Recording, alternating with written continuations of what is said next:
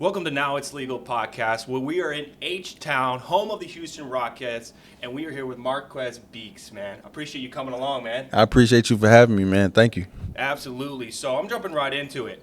Man, how was that party last night with Fred? I know his birthday just happened. Absolutely. Now, the party last night was crazy. Just want to give a big shout out to CL for hosting us. The owner DB, we created a relationship just moving to Houston. But listen, the party last night was amazing.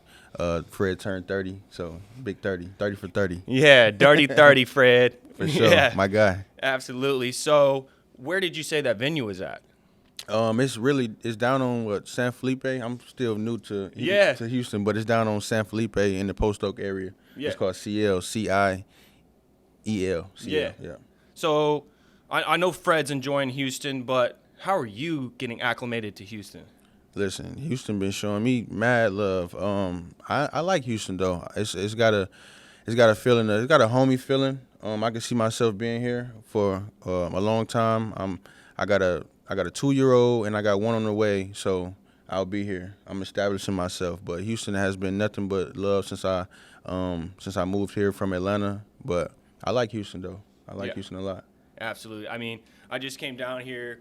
It's always showing love. And hey, shout out to Kyle for connecting me with you, the real estate god among us, right? Kyle the realist for sure. He's got it going on, man. Absolutely. Yeah, for sure. So let's talk about the beginning of you and really how you were brought up. Where did you come from? I'm from Rockford, Illinois. It's about 90 miles west of Chicago. I won't even say a small city. It's actually a pretty large city in Illinois. And then Rockford is one of those places where you got to have thick skin in order to, make it out. Thank God that, my story I'm still here to tell my story. There's been tumultuous times. There's been, it's a grind, bro, at the end of the day. A lot of us have similar stories and similar backgrounds, but Rockford is one of those places where if you can make it out of there, you can make it anywhere, and I'm a firm believer in that. Yeah. So you started out with a music career, and then you made a transition. You can briefly speak on the music, but I'm really interested in how you kind of transitioned into not only a marketer and agent for Fred VanVleet, but also in the NIL space. Correct. So the music came about where it's just like one of those situations where I just went to the studio one day and, you mess around the studio a little bit. Some guys like, hey, you ever thought about dropping a song or recording? I'm just like, all right, whatever. So I recorded a song, got crazy feedback from it. And then one thing led to another. I just started to put a lot of my energy into it. That's one thing about me. Like if it's something that I really want to do, then I'm going to try to like all my eggs in one basket. Right. So I went with the music, started doing shows, started doing features. Next thing you know, I had a couple big name artists do features like Derez Deshawn, Doughboy. And then I did a couple big shows. I did my first headline show in Rockford, sold out. Mind you, I was like new on the scene, so it was crazy. But one thing about the transition from music to what I'm doing now, I'm one of those guys where if it's not making sense, like as far as like sense and money sense, you know what I'm saying? Like I was spending more money than I was making as far as the music. And just like anything else, you got to be patient. But I don't know. I'm still working on my patient aspect. Yeah. So the music just, like I said, just wasn't making sense at the time. So I just pivoted outside of music. And I was already still doing the marketing. But now I just went full-fledged with marketing. I just cut out the music. Music is still just a hobby, but nothing I want to do as far as a career. Yeah. So you said you always wanted to do marketing. What were you always marketing? So I was already doing marketing for Fred. Okay. Yeah. So that's basically what I was already doing. That wasn't something that I always wanted to do. It just the opportunity fell in my lap, just being with Fred and just getting these relationships and, finding these brand deals for him. Just obviously this is my best friend. So it was only right. It was only fitting at the end of the day. I'm like, listen, I might as well just start doing marketing. Yeah, might as well go. I didn't go to school for marketing, nothing like that. I got a degree in communications, but I'm just like, I didn't set out to have a marketing agency at all. I'm like, listen, I'm good at it. I might as well go ahead and take it by the. Absolutely. So how long have you known Fred? I've been knowing Fred pretty much my whole life. We've been together since 7, 8 years old. We played for the same community center team It's called Ken Rock back home in Rockford. So we played for the same center but different teams within that center, and then we ended up coming to middle school together, which was 2006, and we've been together ever since 2006. Middle school since 2006. Yeah. So you guys played sports together? Yeah, we played sports together. So he played football too. So What? obviously I played football. But yeah, he played quarterback. I think linebacker. Yeah, dude is a Both sides jack of of the all ball. trades. No, for sure. Yeah. I started at linebacker. I was like the smallest kid on the team, but I had heart. So Yeah. my heart was, big as a lion. Absolutely. I think that sports are a very good a form for kids to grow up in, because it also teaches you about teamwork. Right. It also says that I need a team around me to create the environment that I want. Absolutely. I think, like we were just talking a little bit before we got on, the podcast, that team around you, you go as far as your team, because you can only go so far just being yourself. You know what I'm saying? Just, you need a team to go as far as you can at the end of the day. You know what I mean? So I like the whole team aspect, because you learn. Everybody can teach each other, at the end of the day. So the team aspect for sure. Right. And so when you're learning from other people, and a guy like Fred has been around in your life, what have you been able to learn from Fred? I know he's your friend. Right. And I'm sure he's learned something from you, but what have you learned from him? He's a very humble guy. I like that aspect about him. I like how he does for others. He puts himself last, and that's that could be a gift and a curse sometimes at the end of the day. But he's one of those guys where he wants to make everybody around him better. So, and we learning everything shoulder to shoulder at the end of the day. So, but I take a lot of things from him, just being around each other, every day. Just as he don't rush nothing. He's a level-headed guy. So, things of that nature. I'm learning as we go. Absolutely. So y'all are about the same age, right? Yeah, well, that's my little brother. I turned 30 January 21st, and he's about to turn 30 tomorrow, Sunday, February 25th. Yeah. We got it in on Friday. We got it in on Friday, the right way. Absolutely. So you guys both grew up together. You guys are learning side by side. You've always done a little bit of PR, a little marketing for him in there, and then you finally switched into it full time. Fred's journey, I think, is one that needs to be studied, because the one word that comes to my mind is perseverance. Absolutely, bro. Perseverance is key, whether you are an NBA player, whether you're owning a brand, or whether you're doing something like this. Absolutely. Can you speak on perseverance? So basically, I'm gonna go back to where we're from in Rockford, Illinois. When you speak about perseverance in that city alone, like I said, you gotta have tough skin. We see things on a daily that that isn't normal to a young person's eyes, to a young person's life. So persevering and trying to navigate through life, back home, that itself, and then you get to this level. It's different levels. Obviously, hometown, then you go off to college, this, that, and the third, and now you're a professional athlete. So I know it's a lot of things that's been thrown at him, and he handles it gracefully. So as far as persevering, man, listen, the guy is he's a model. He's a model for perseverance, for sure. You look up perseverance in the dictionary, you might see his picture. Yeah. Yeah. I'm saying, because right here I'm looking at, and I'll put it up for the viewers, Fred had been referred back to the G League like over 50 or 60 times.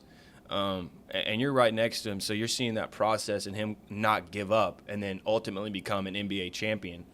And then we know what comes after that. Absolutely. It's basically like, you know how good you are.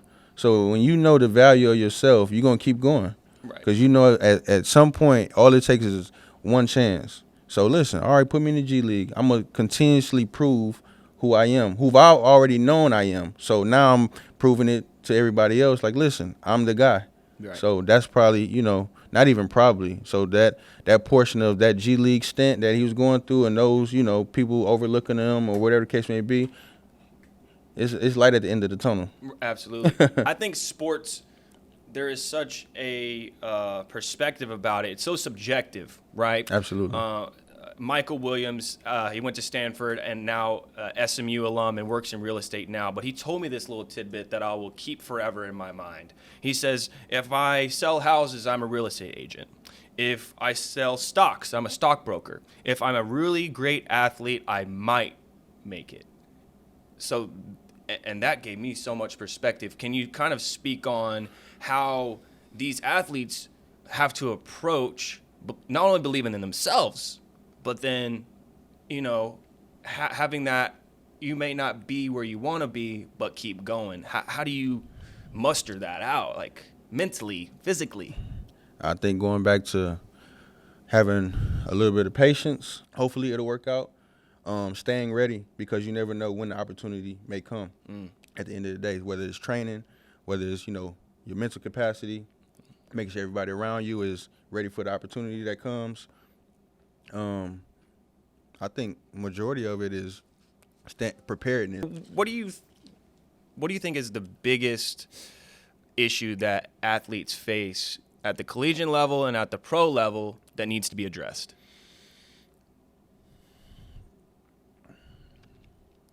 I would say the biggest issue that they probably would face is trusting people around them. And that's at every level, because you just never know.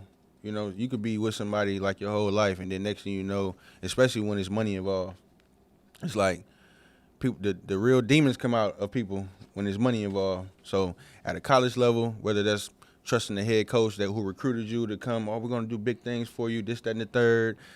They're promising you a starting position, or they're promising you to get as many touches as possible, or whatever the case may be. Even in NIL, we're going to promise you such and such amount of money. Just that fact of, how can I trust this person? Do I trust this person? So I would say it's trust. A lot of these young men, they get offered, you got NIL now, so the money comes early. And with money comes great responsibility. Money is like a superpower. For sure. Because you can either use it for good, use it for bad. Yeah. And what can the NCAA or what can the universities do to promote financial literacy and really get kids to understand the value of a dollar when, as you know, they're not always out in the best position. They're on scholarship. They're living day to day on stipends and meal plans. Like, that plays a huge part into their success. Right. I think it should be a core curriculum as far as financial literacy. I think it's something that should be mandated, because, like you say, it's a lot of kids that don't know how to manage $10,000, let alone $50,000, $100,000, because majority of kids come from not so rich background. Right. You know what I mean? So it's like you have to learn how and what to do with your money before you even get the money. Right. Because lo and behold, the money is coming. The money is on the way. So prior to you getting the money, it should be some type of core curriculum on how to spend, what to spend it on, being patient with your money. You don't necessarily have to spend this first year or the second year, really just grinding it out at the same time. Listen, we're not going to touch this money, whatever the case may be, but I think it should be mandated. Absolutely. So it's important that, these student athletes come into and understand earlier in their careers, because the money is coming earlier. Can you speak on a time in your life where you dealt with dealing with finances early in your career and success, and maybe in some of the failures that come along with that? Oh, yeah, definitely. Just even marketing, like a marketing deal I've done for Fred. I got, a nice percentage off a deal, but the money goes. Just as fast as the money comes, the money goes. And the saying is true. You got to spend money to make money at the end of the day. So whether it's travel, whether it's, apparel, whether it's, I got a family. So, but lately I've been able to structure the money a little bit better and, spend a little bit wiser. But when you're young, too, it's just like when you come into some money, man, you like nice things. Yep. You want to go buy nice shoes. You want to go eat good food. It's all about experience at the end of the day. But with experience, you also have to be humble enough and, listen, I'm not going to rush it. Because, like I said, as fast as the money comes, as fast as money goes. Right. Definitely. So So I'm going to take the argument that says, well, I got to take care of mom. I got to take care of my little sister. I want to get my mom a new house. How do you create that buffer, and how do you not, potentially ruin existing relationships? Or are some relationships just going to fizz out? Some relationships are going to fizz out, but I think being transparent from the jump and just letting everybody know, listen, everybody got issues, man. Right. I'm not the one that's going to be able to solve all your issues, especially not monetary. Like I can't solve all your issues with just money. Some of the issues that we have, even with family, is just like, okay, maybe if you give me a couple dollars, then I won't have this problem. But no, the problem is going to be long after the money, Right. especially if they don't know how to solve the issue without money. Right. So if you tell mom, you tell dad, like, listen, everybody just be patient at the end of the day. Right. I can't, it's only me. Yeah. I can't do much And if else. you let them know early on, listen, this is how it's going to go, they'll figure it out. That's one thing I know for sure. And like me and Fred always say, listen, everybody will figure it out because you have to. They figured it out without it, and they can figure out with it. Exactly. Just use me as a, extra support, but don't just, this is solely what you dependent on at the end of the day. Right. Right. So you talk about the relationships and trusting people, and Fred is someone that you trust. Absolutely. And you guys went on I'm going to say a joint venture together for Weekday Social. Can you speak on what Weekday Social is and how you got it going? So Weekday Social is a sneaker store / lounge. It was one of those things where I've always been into sneakers. I also have a nonprofit where I go and give out shoes to the youth. It's called Touching Souls.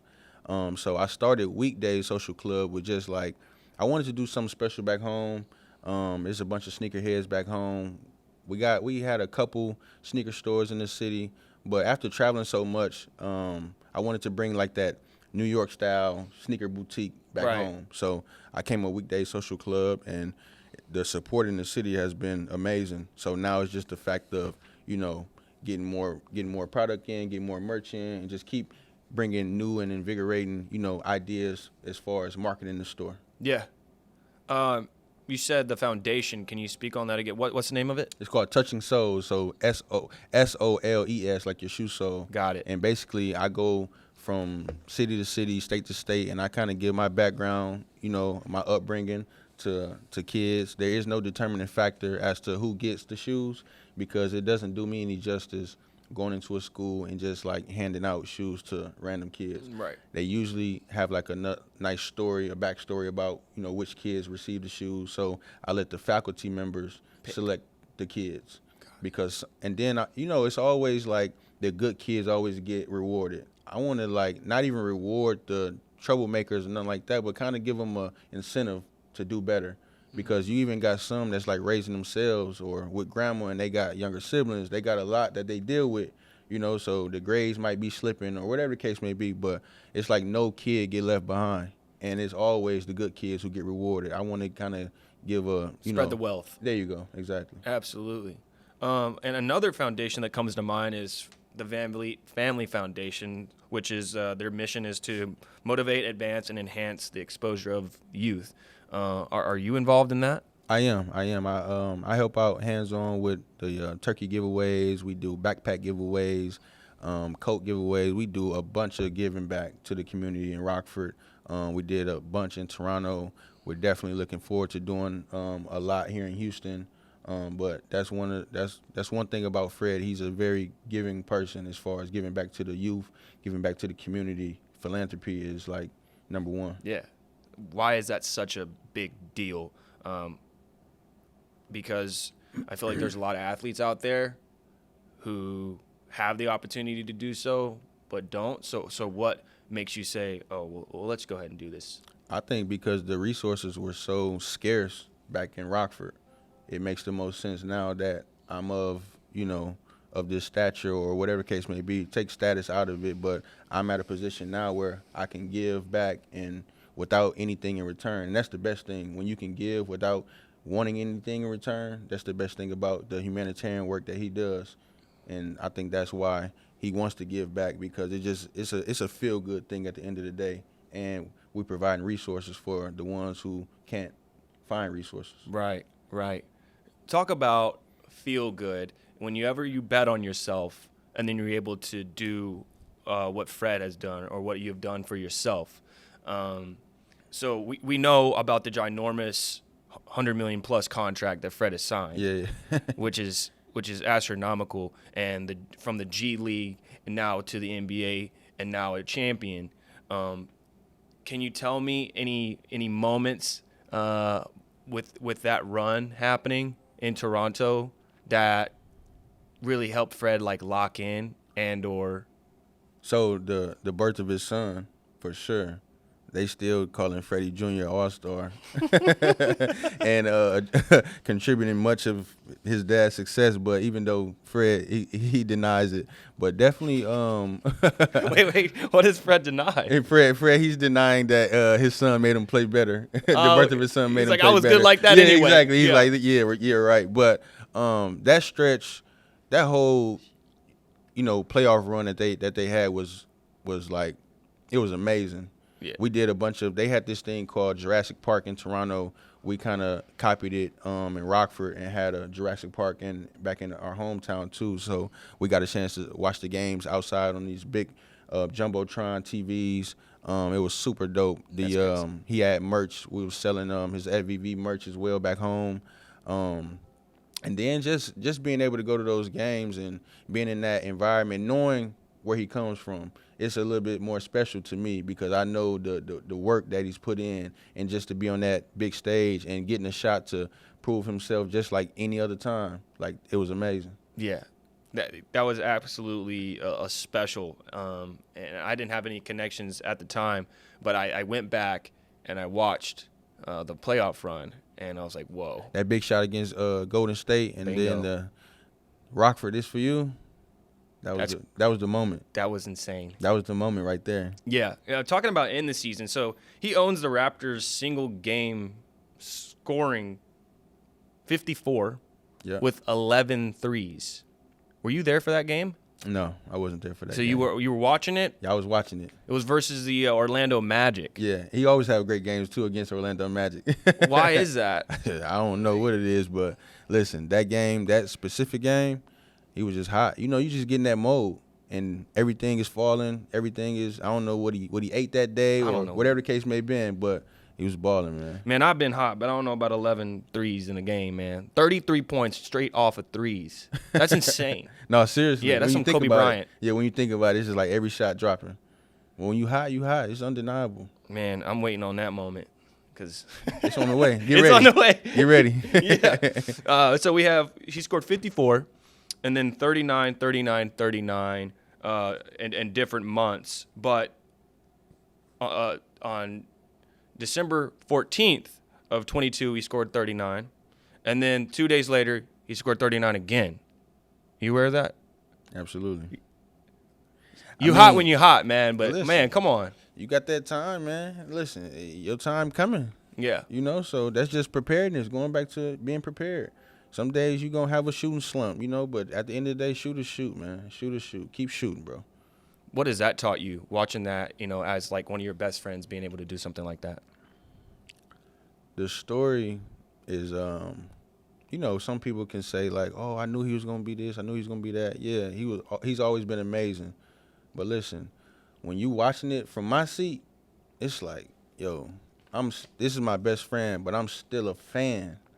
Like crazy. I'm watching this guy. I'm watching him do amazing things night in and night out. Mm-hmm. Especially coming from undrafted teams, overlooking them and wherever the case may be. But I'm just looking at this guy like he's a smaller guy, but he's rocking with the biggest of them. He just had a stat line about how he got blocks, some of the most blocks, and he's not even 7 foot or whatever the case may be. Yeah. But it's like he gets down in the trenches and he's ready. Yeah. But just watching him in his element is like he belongs here at the end of the day. Absolutely. Undrafted, whatever case may be, he belongs in the NBA and he's showing it. Absolutely. You don't play 7 years in the NBA off a fluke. Sure don't. Undrafted. Yeah, there's no way. Because they got every reason to let you go. Exactly.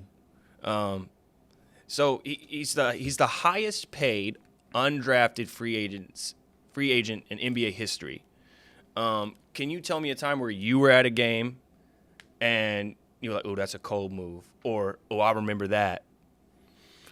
He did a move in and out. I think it was on Orlando too, if I am mistaken. I feel sorry for Orlando. Yeah, he did an in and out. Oh man, listen, he got a crazy bag though. I know he got a crazy bag. Like it's some things that people haven't even seen that he has, but he's a special guy, bro. I'm always amazed just watching him. I'm like, this dude here is crazy. Yeah. So he was in Toronto. He had that crazy season. And then he goes to the Rockets and he signs a max. Why didn't Toronto sign the max? Were you? That's an answer. I mean, that's a question I couldn't even answer for you. You know, I think it just comes down to fit. You know, fit with the team. You know, do we want to go this route or do we want to go younger? Do we, you know, at the end of the day, some things fit, some things don't. Some things run its course. It might have just been time for a new scene. Yeah. And so it was his first time being in Houston for the first time was when he got traded here. Correct. Whoa. So it was crazy.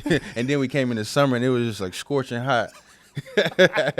So he was going to look for houses and it's just like the house search was crazy. It's like, man, it's super hot here. Yeah. So, but he enjoyed it though at the end of the day. For sure. So how would you explain, I mean, technically your experience in Toronto? So were you able to go up to Toronto and do things like that? Or? Yeah, I was in Toronto quite a bit because I was still doing the brand deals with him. So I got a chance to move around a lot in Toronto and got some relationships to this day from Toronto. Yeah. Do you have any favorite spots you like to grub at in Toronto? Definitely Harbor 60 Steakhouse out there. What are you ordering from Harbor Steakhouse? Oh, shit. Listen. You ordering the ribeye, cooked medium. They have a it's like a shrimp appetizer. It's got a crazy sauce to it. You really can't go wrong with anything on the menu there. Yeah, definitely. Is there any other spots that are not like eateries that you go to in Toronto or cities you like to go to? I like to go to LA a lot. Yeah. I just like the overall just feeling when you go to LA. They got a great Italian spot called Lavo. It's really good. Crustacean is really good out there. You can never go wrong with like Roscoe's Chicken and Waffle. Never. You know, so yeah. I'm big on the small mom pop shops too. Yeah. So I love the hood food. Yeah. Hey man, you really can't go wrong. No, you can't go wrong at all. No, and plus you're helping out a good cause, like, you know. No, absolutely. So you're able to move around. You're in Toronto, you're in Houston, you're in LA. You're really moving around to all different teams. And recently I saw you whenever they played against the Pelicans, you were chopping it up with the guys. So like, who's the funniest guy in the NBA for you? The funniest guy. Like, who's just goofy or like, you know? Shit, I'm trying to think. You know what? You know who is actually like pretty funny when you get around him? Kawhi Leonard. No.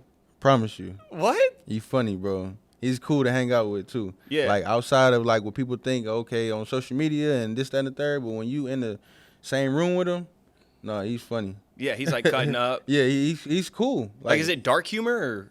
No, it's just like, you know, like you hanging out with a friend. Yeah. Yeah. Like is he approachable like that or is he more recluse? Like you have he to definitely more recluse. And obviously, you know, after being around him and being, you know, I used to travel and meet the team in different cities. So after we got a chance to see each other more and this, that, and the third, so, you know, you gain a relationship and then we just off of talking and basis. Right. Yeah. Right. Yeah. That's crazy. I never thought that would be the answer. Yeah, he's super cool. He's super cool. Hey, shout out Kawhi Leonard, funniest guy in the NBA.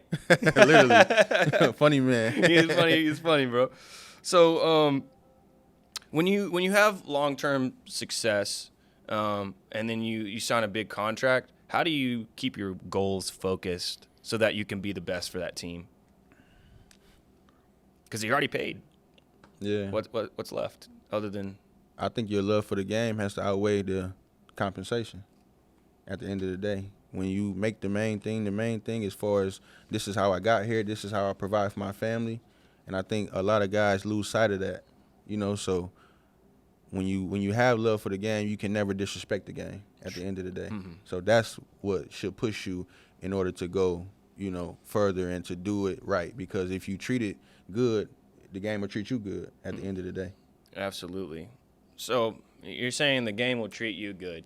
And then I'm thinking about the fans. Has there ever been like a fan interaction that you've either been a part of or witnessed and you're like, what is going on? I'm going to tell you this. Me and Fred, we were in Wichita, and a lady, like, we seen her at the restaurant, and she forgot her name. That's how much of a fan she was from Fred. She was with her son, and he was like, "Mom, this is Fred VanVleet." She was like, "I know," and he was like, "Hey, nice to meet you." She said, and he was like, he said, "What's your name?" She was like, "What is my name?" She was pinching herself.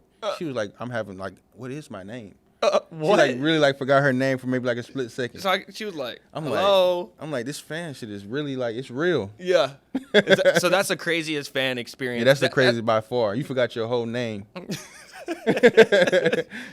don't know if that could ever happen to me, man. Maybe I haven't met the right person that would just do that to me. Yeah, me neither. I don't know. I ain't too fanned out about anybody, but that's crazy. I like me, but damn, that's insane. So, is there any on the court interaction that you've seen where it's either been funny or it's like heckling or anything of that nature? Man, you just see typical heckling on the court. One thing about us, that's how we grew up. We grew up around that era where you got heckled, mm-hmm. and it was either gonna make you tougher or you wasn't gonna play. Mm-hmm. So that's one of those things. It's like, listen, bring it on. It almost makes you play harder if somebody heckling you or whatever the case may be. It's like, okay, I liked it. I like that environment. I like hostile environments because then when you rise above it, it's just like, listen, there ain't nothing else you can do. Right. So, I mean, recently, Kevin Durant had that fan who got mad at him, and then he turned back and it was upset about it.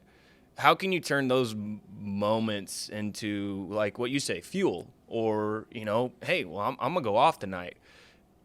Obviously, it differs for each person. Right. But, come on, man. He's a vet. How is Listen, that's the thing. You talking about Kevin Durant at the end of the day. It's like, that's a guy, I was just saying, like, when he shoot, it's just poetry. This shit comes second nature to him at the end of the day. Yeah. So it's just like, he's one of those guys, he'll rise above it, at the end of the day. It's nothing that you can, and then he's talking back on Twitter. You see him talking back on Twitter. So he's one of those guys that responds too. So he's not a guy that you can just talk to and talk about all the time and don't get a reply. Yeah. Now he'll reply and he's still balling. That's KD. Yeah, for sure. Do you know who Jalen Rose is? So he played on the Raptors. Yes. So when Kobe Bryant scorched him for 81, if you at him on Twitter and say 81, he'll block you, automatic. And obviously I've tried it. I'm a big Kobe fan. Right. So does Fred have any burner phones or? Nah. Or Twitter accounts? Nah. No. Because he really not the one that you even want to just, play with like that. Certain people know, who to heckle and who to troll and stuff like that. He's not even that type of guy. Yeah. It's like, come on, bro. What we doing? What we on right now? Yeah, what we doing? I'm not even a social media guy like that. So, have you seen Kobe play before? Have you seen him go against any of the guys that whether it's Fred or any other guys in the league? Kobe. Right. No, I just watched him on obviously games and stuff like that. I'm fortunate enough that I was able to watch him. He is like our GOAT in our era. You know what I mean? Thank you. Kobe is the guy. Yeah. So I was just fortunate enough to sit back and watch the greatness, just like everybody else that's of my age group that watched basketball at the time. For sure. So who is your favorite player? Besides Fred? Yes, besides Fred. I'm super biased when it comes to that. But besides Fred, it was literally before Fred, it was KD and then Allen Iverson.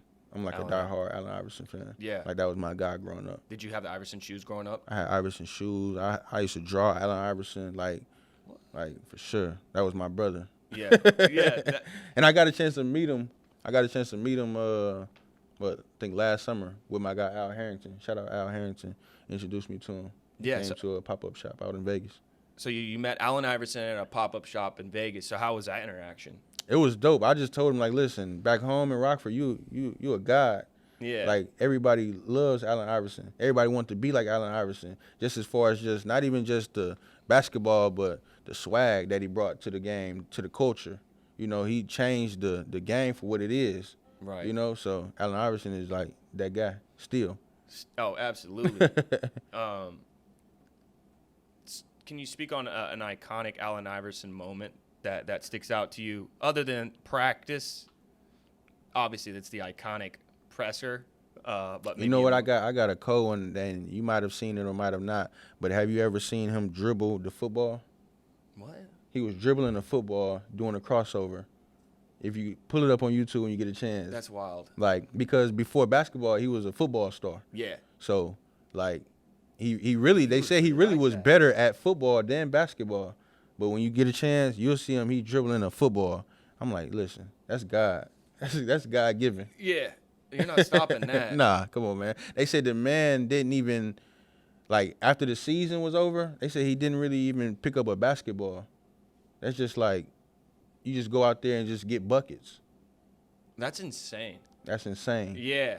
From the time the season over with until camp, they said he really didn't even touch a basketball.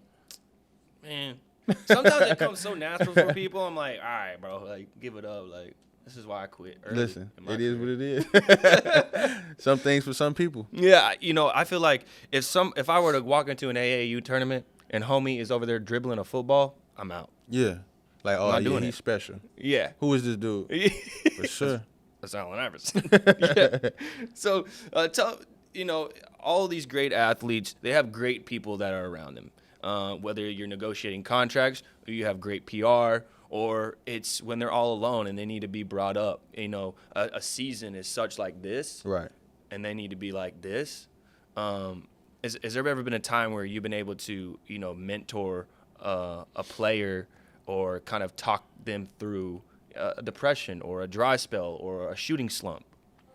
I've got a chance to just talk to a couple of players, usually maybe if we're on the road or something like that, and we done went out to dinner with a couple guys from opposing teams, things of that nature. And I like to listen more than anything when I'm in those rooms and in that area with different guys, and I'll give my feedback on a couple of things. But I like to listen to things that they're going through, things of that nature. As far as advice, man, I'm one of those guys where just like, listen, dark days, dark games. Dark days and like shooting slumps and things of that nature. It don't. It's light at the end of the tunnel. It's not there forever. So you got to work through it. Perseverance, like you spoke about earlier, for sure. Absolutely. It's the epitome of I think every success and every entrepreneur, and getting no and getting right back up and not even flinching. Getting right back up is that's the solution. Right. You got to get back up, because what you gonna do? Quit? I've never been a fan of nobody quitting. Yeah. Like how? Like why? Only thing I've ever quit was piano. I just wasn't. Right, and that's just one of those things where you're just like, okay, I'm done with it, because you don't even have an interest in it. Yeah. But when you're going through There's no life passion. and that type of thing, it's like, no, you can't quit. No. You came too far to quit. Absolutely. So what sets you apart from other agencies, other marketers, from everybody else? There's so many. Being me, like I myself, and it's no shade or no knock to any other marketers or agencies, because I'm not even in the business of throwing shade or nothing like that. But I just feel like I bring something totally different as far as like who I am. I'm a people's person, and I like relationships. Relationships worth more than money to me. So I like to nourish those relationships, nurture those relationships as much as I can. Even if we don't get business done, I still like to be a good person at the end of the day, and I like to have good people around me. So I think the longevity transparency and the authenticity that I bring to marketing will set me apart from the different agencies or whatever case it is. And I like action. I go and get it. I'm not much of a just a talk you to death type of person. Like, okay, listen, if it's a deal that you want to do, I'm going to go for it. And I'm going to negotiate because I know the value of the person that I'm sitting with. Damn. So you're the type of agent to go to bat and really get, like, roll your sleeves up and like, do what you say. Because, as you know, there's plenty of agents who are full of empty promises, and all they want you to do is sign that dotted line so that they can build their roster. And we were talking about build out of, acquiring different players and student athletes. How does that selection go for you? How's that process for you? With selecting players? Correct. I think for one, when you select a player, you almost gotta get obviously a nice background. But I like to even go to the parents. I just don't even just go strictly to the athlete. Like, we try to figure out, hey, is it a way that I can contact mom, dad, and just kind of get their overall situation, because I'm big on character and I'm big on energy. Energy is a tell-all thing. So when it comes to that, obviously the proof is in the pudding as far as like how skilled they are and things of that nature. But I want to know the person like off the court. If as far as marketing, are they marketable? Will they be giving back to the community? What are their values? What are their core values?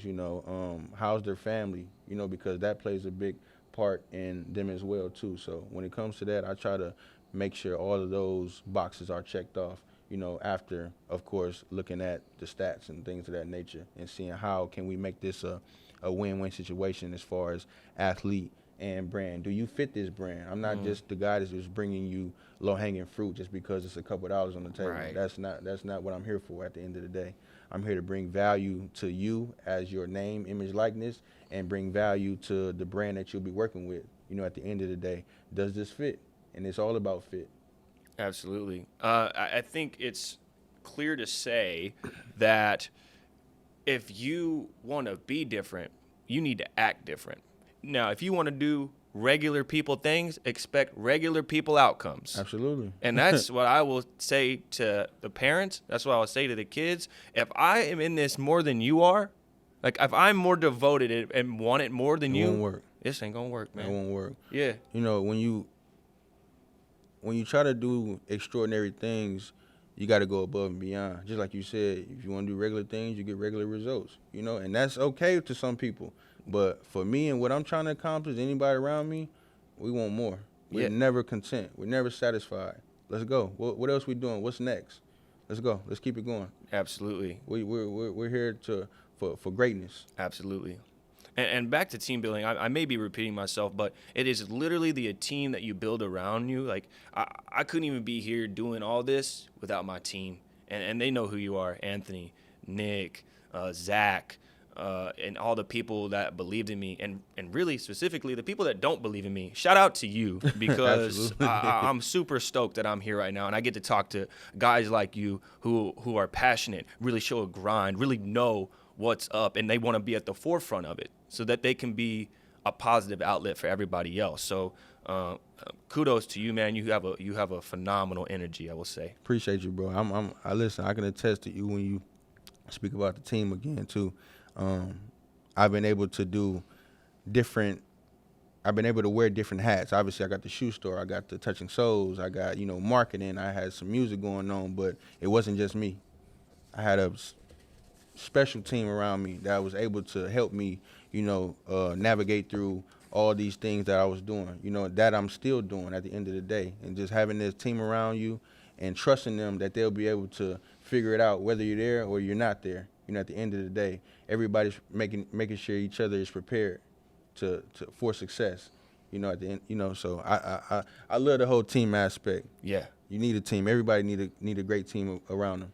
Absolutely. They kind of pick you up whenever you want to slack off, because, like, we're all human. We all get complacent. Like, we're talking about the grind and making it happen, but, like, I'm tired some days. There's some days I just want to, like, not do that. No, seriously, you can't have people around you that will allow you feed into it. Yeah, they feed into it and allow you to like be mediocre. Like we gotta cut them people off. Right. You know, when you tired, I need somebody to come and tell me this. I know you tired, but we gotta keep going. I can't just allow you to just okay. You know, if you tired, all right, man. You know, now we enabling you to come up with more and more and more excuses. Like, no, Exactly. Has there been a time where you have persevered through a career setback?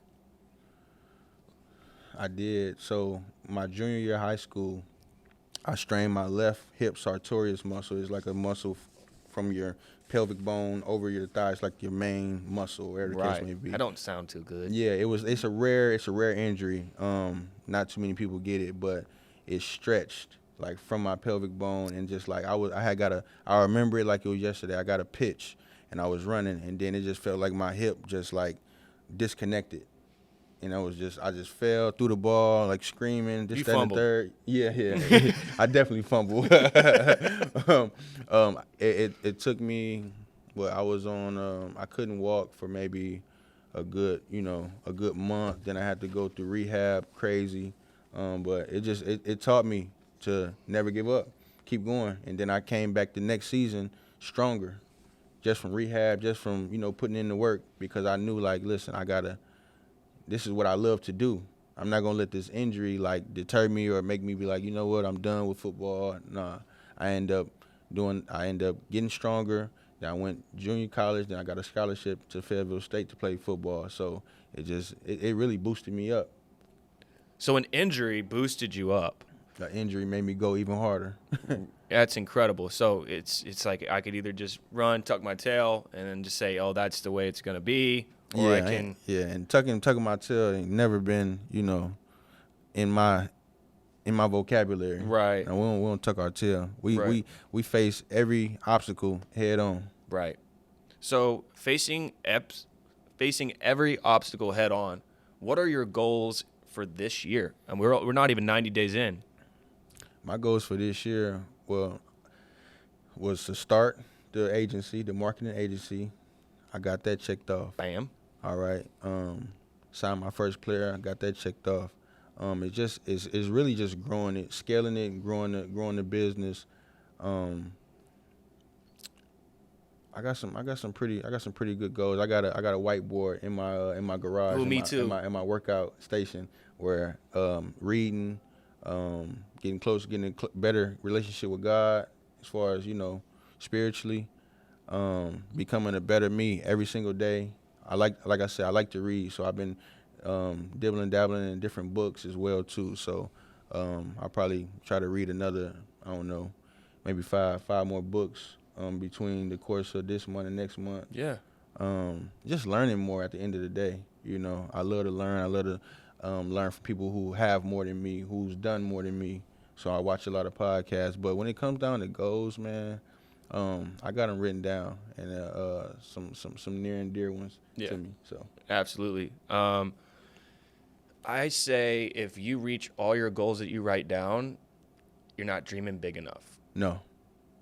So there's goals that I have that don't even seem obtainable to me right now. Right, they're not even within reach. They say they should scare you. Right, right, yeah. But I'm here right now, and last year, the year before, dude, like I'm blown away like by myself, but I'm also blown away with the people that I get to meet and connect with. No, you're killing it, bro. You're killing it. I'm telling you. The podcast is hey, bro, it's I blowing appreciate up, that. for sure. That's love.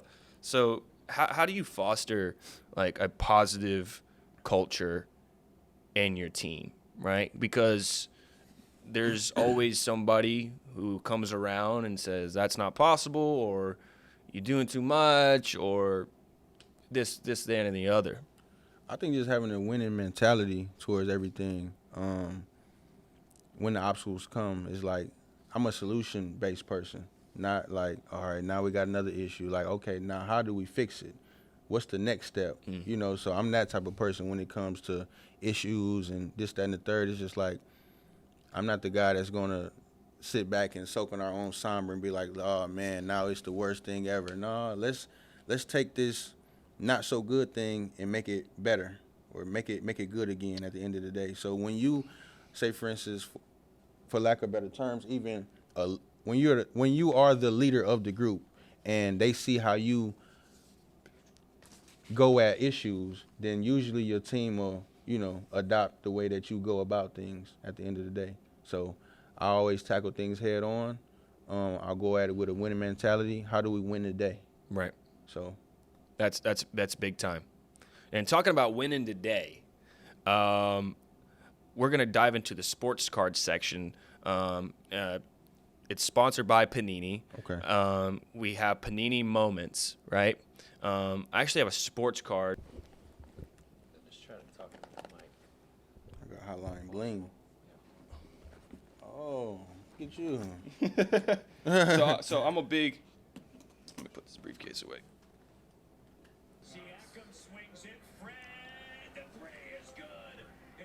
Do you remember watching this?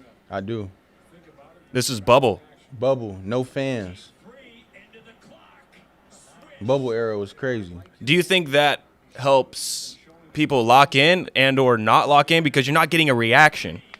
Right, and sometimes, obviously, when the players play, the fans is really like a part of the game. They're creating that momentum. Like I was talking about the hostile environments and the heckling and everything, and fans yelling. Like it really does something to you when you going on the run. Like as far as like when you going on a points run and fans are cheering, it do something to them athletes. Like me being an athlete, I understand it. Yeah, absolutely. So we got a 59, 57, Toronto up, fan out. Yeah. I mean, dude's not even touching the rim. Nah, bottom of the net. And these are all plays called for him. Yeah, literally. Like, there's an action. That's just a hot hand, man. When you got the hot hand, it could be any guy's night, any given night. But when you got the hot hand, your teammates know, like, let's get the ball in his hands because he hot.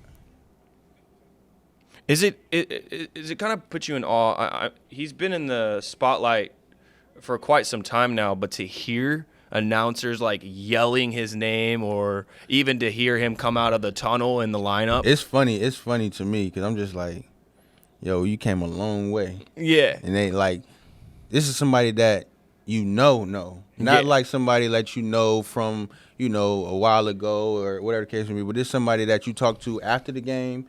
You ride with to the game. Somebody from back home. We from the same city. We used to like wear each other's clothes. So it's a different feeling when they yelling his name and they giving him the praise that he deserves.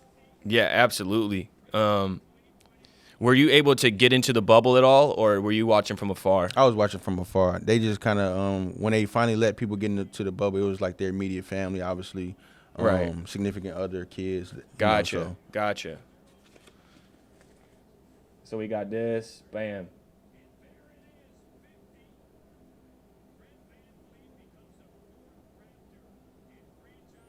Undrafted, coming 54 points.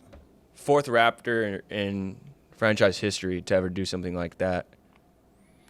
The guy he came to the Raptors and just started getting into the record books like off rip. Yeah, not to mention the 20 assists in one game. Absolutely, yeah, exactly. Yeah, like what? What are you doing? Then they gave him the glasses at the end of the bench. I was at that game. Yeah, I was. Can you speak on that game? You were at that game in Charlotte. Oh, that's a good city to play ball in. Absolutely. And so he's diamond, right? You look up, dude got like 8. Look up 11, 15. Okay, bro. You keep going. And you still got time to work with. No, literally. And then there's just another, high five to his teammates that was finishing, the play. If I'm diming you, finish it, Yeah. So it ain't no assist if they don't make it, obviously. Right. So I give it up to his teammates too. They was in the right position. He finding them, and that's one thing he got. He got that vision.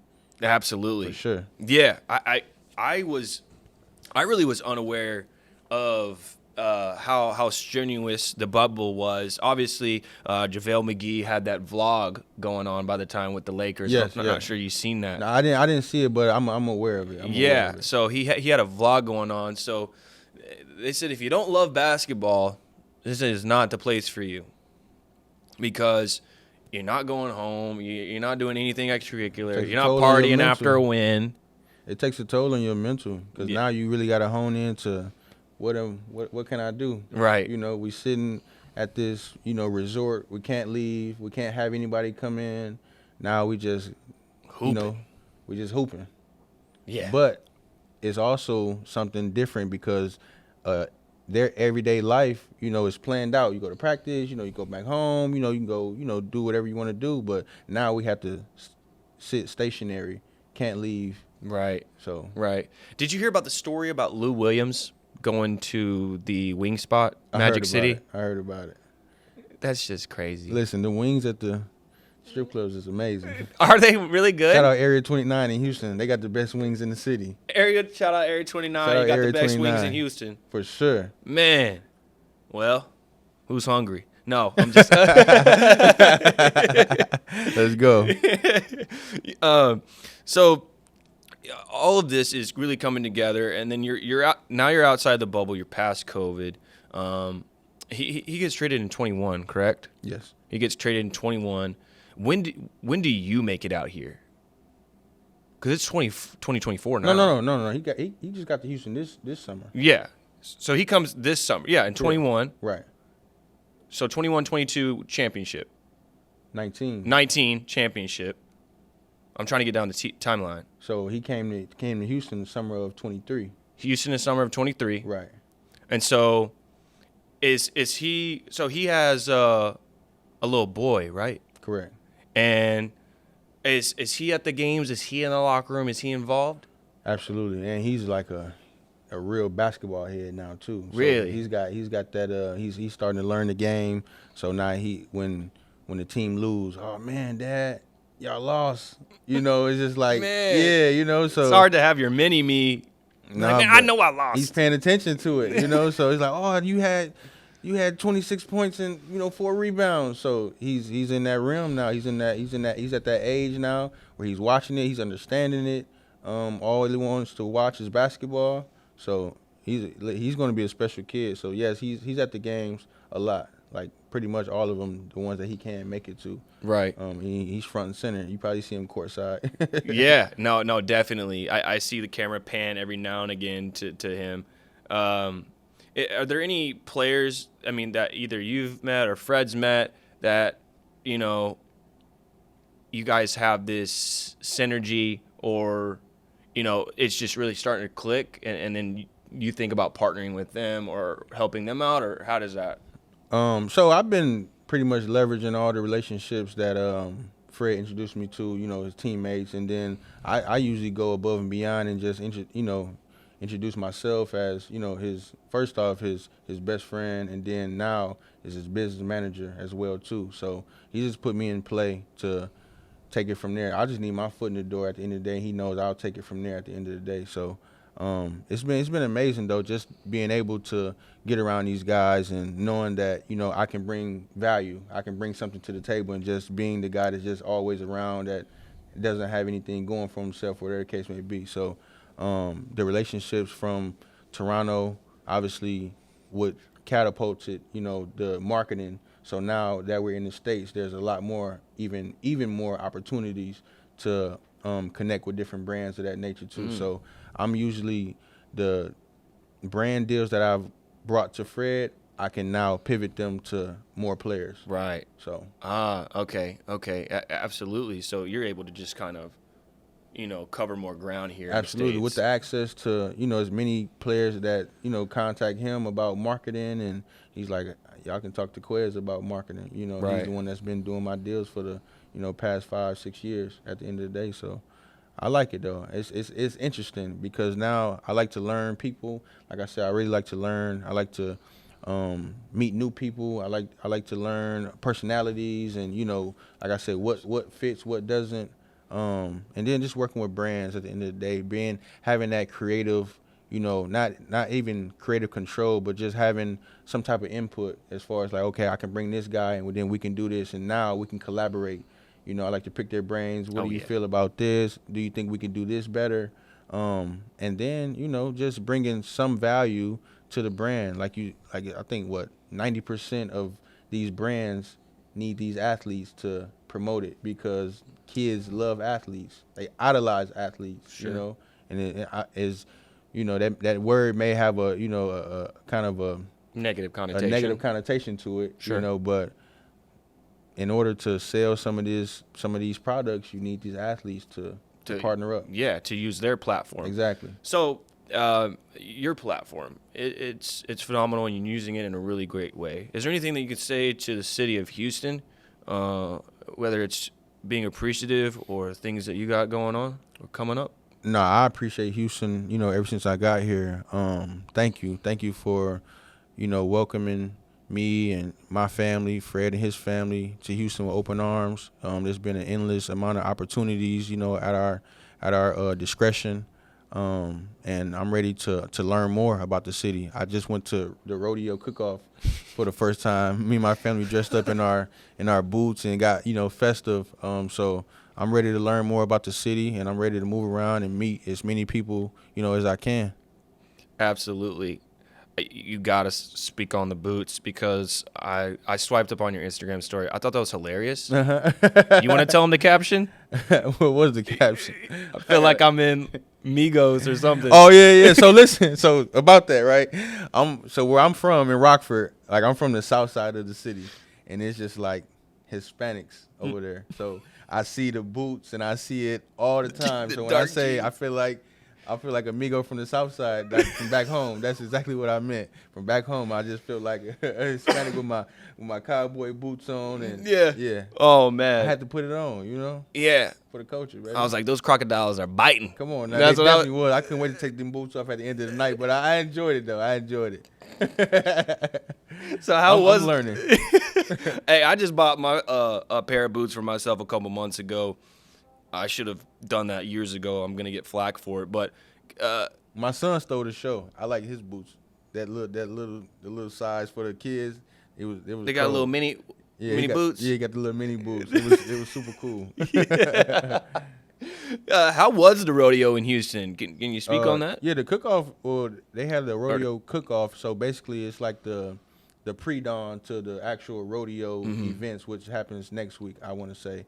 And in this cook-off, you got like it's so many tents, and you can buy wristbands or get, you know, invitation to certain tents, and they have usually concerts, free food.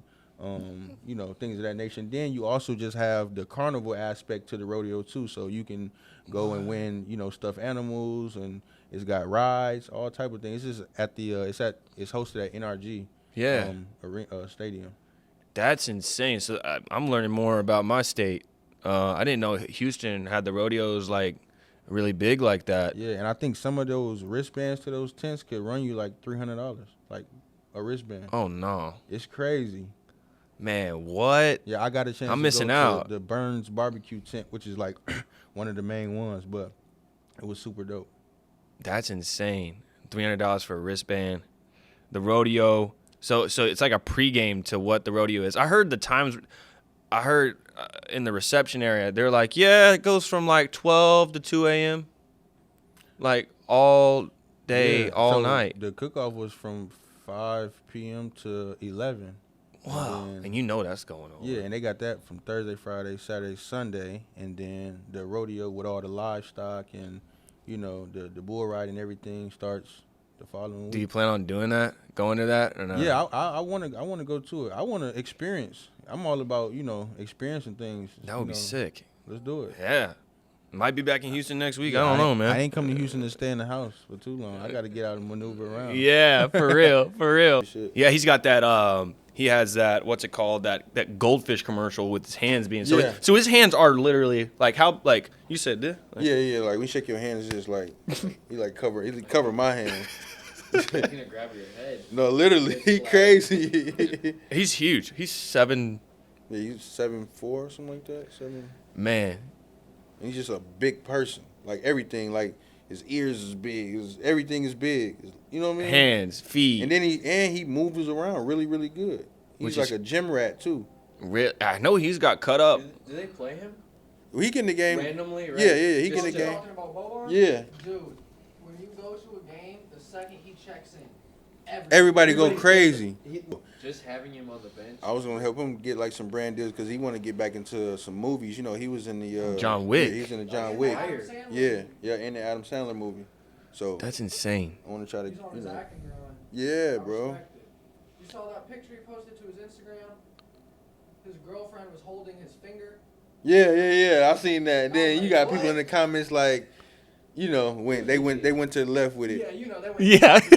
He was holding an Uno card on the team plane, like it was in his palm. The shit looked like a Skittle or something in his hand. I'm like, this a real Uno card. It was like super small. I'm like, damn.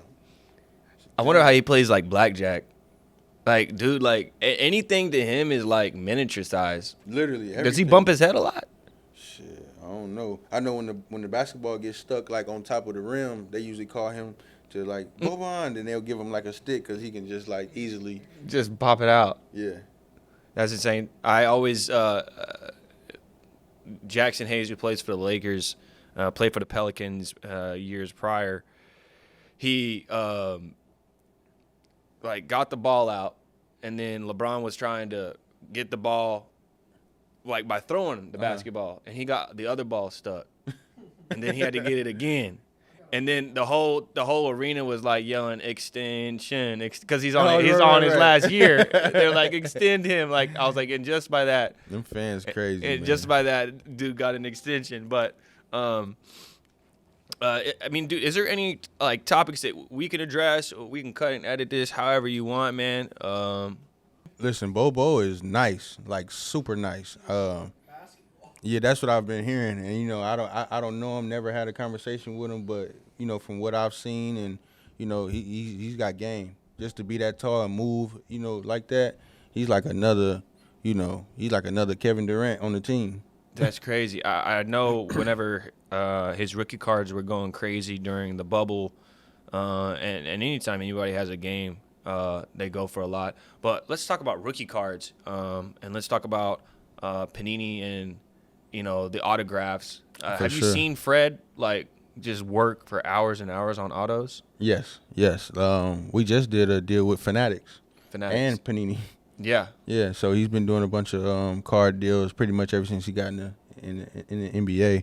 So I've seen him like just crank out 2,000, 5,000, you know, just signatures. That's insane. It's insane. But the value of these cards, it's like, I think it's a show that they have where they have a bunch of sports memorabilia and like cards and autograph items just go for crazy amounts of money. Golden auctions? Yes.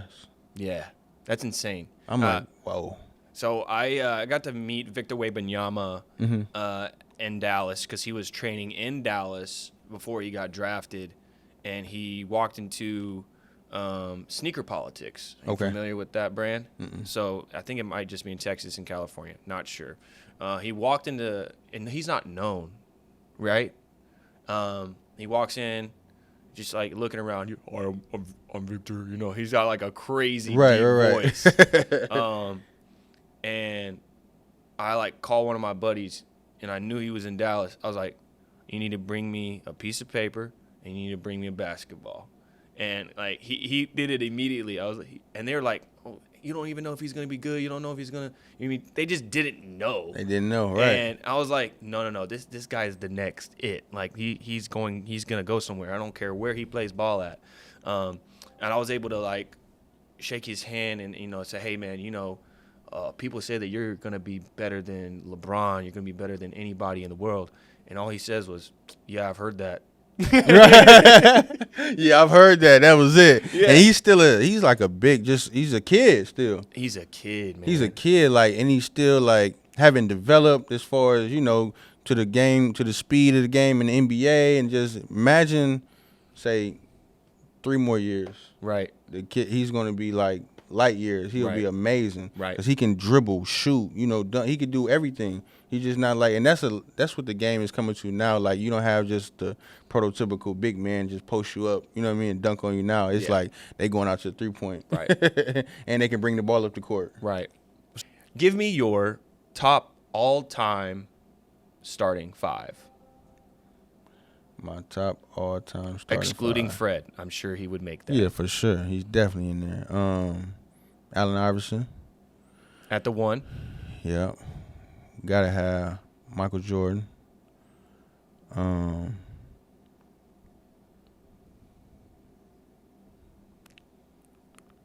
Shit, I'm putting LeBron in there too, for sure. All right. LeBron's I like next. LeBron.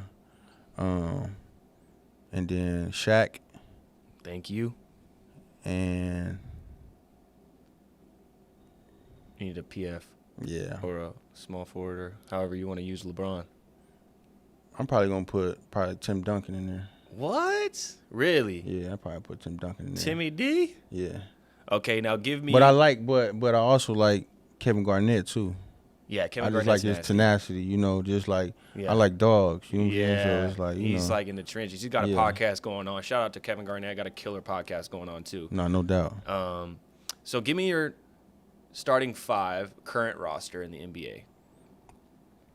Of course, Fred. I'm trying to think. Current roster. That's tough. That's tough, bro. I know. I don't even know if I could put it together. Fred, Luka. Fred, Luka. I'm trying to think of who on what team real quick. Jason Tatum. That's just yep. Fred, Luka, Jason Tatum.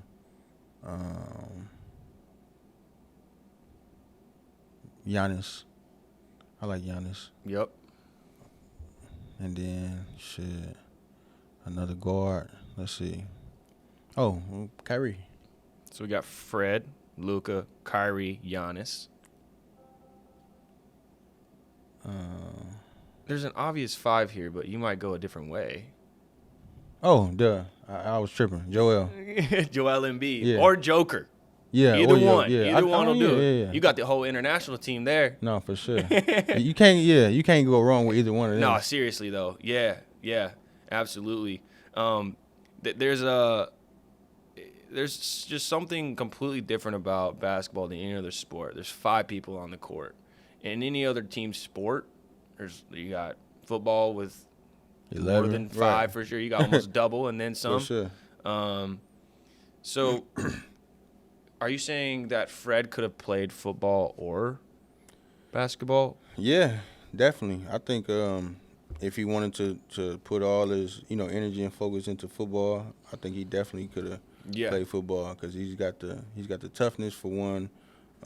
He's strong as shit, and he was really a skilled person. Mm-hmm. So if he put that same amount that he put into basketball into football, he definitely could have played football. And you play basketball, right? Yeah, I played basketball up until sophomore year of high school. Right. And then from there, I just made my decision that I want to Move in another direction. Yeah, I just wanted to play football. Right. So, what do you have to say for people or fans that said that they can score a point on an NBA? They're crazy.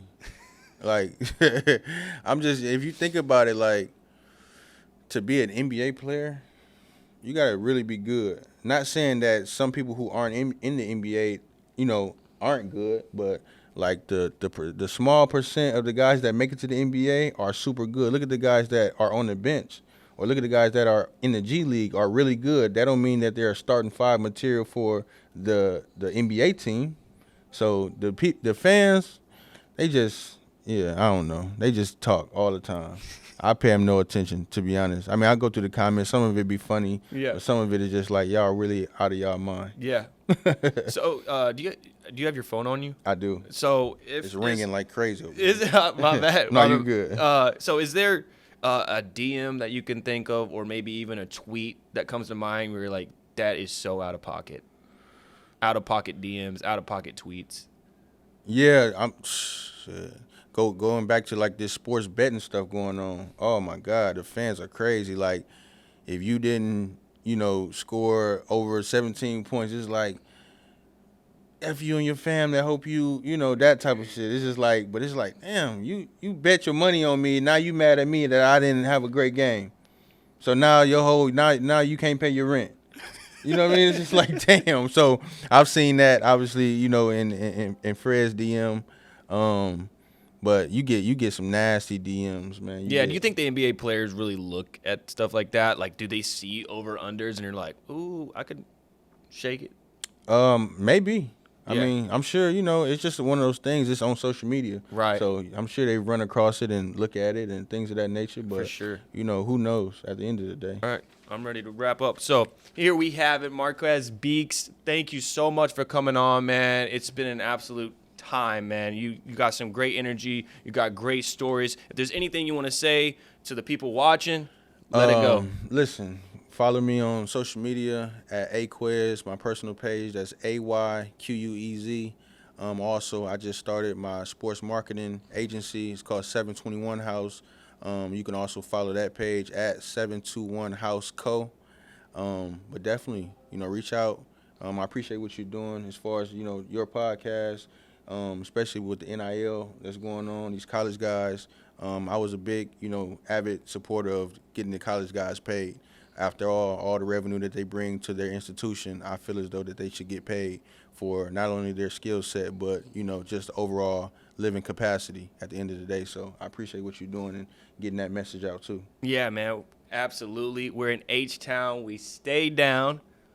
Hey, we're going to be working in the near future. Absolutely. We're going to put together some great deals and really bolster the NIL, man. I can't wait. Let's do it, brother. Let's do it, man. Thank you, man. Thanks. Appreciate you.